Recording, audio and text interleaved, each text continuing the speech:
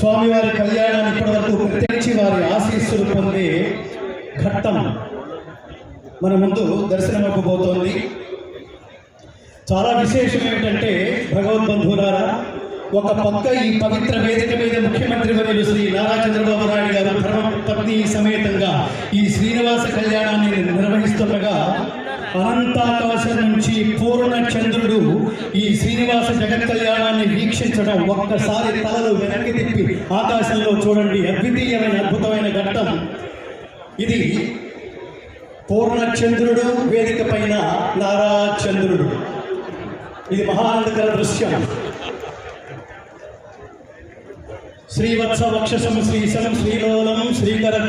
జై శ్రీరామ్, అలాగే జై శ్రీకృష్ణ, జై శ్రీకృష్ణ. భారత్ మాతా కీ. ఓం నమో వెంకటేశాయ. జై శ్రీరామ్ అనే మహోత్కృష్టమైన నినాదాన్ని మన బిడ్డలందరికీ, తర్వాత తరాల వాళ్ళకి వారసత్వ సంపదగా ఈ నినాదాన్ని పంచిపెట్టండి మహాత్ములారా, భగవద్బంధువులారా.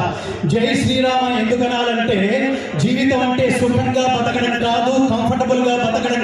అందుకని జై శ్రీకృష్ణ అనండి. ఈ ఇద్దరి మహాత్ముని, ఇద్దరు దైవాలని తన భూమే భారతదేశం. అందుకనే ఇంతటి మహోత్కృష్టమైన దైవాన్ని ప్రపంచానికి అందించి నా దేశం గొప్పతనం ఇది అని కన్న తల్లి తను గర్వపడు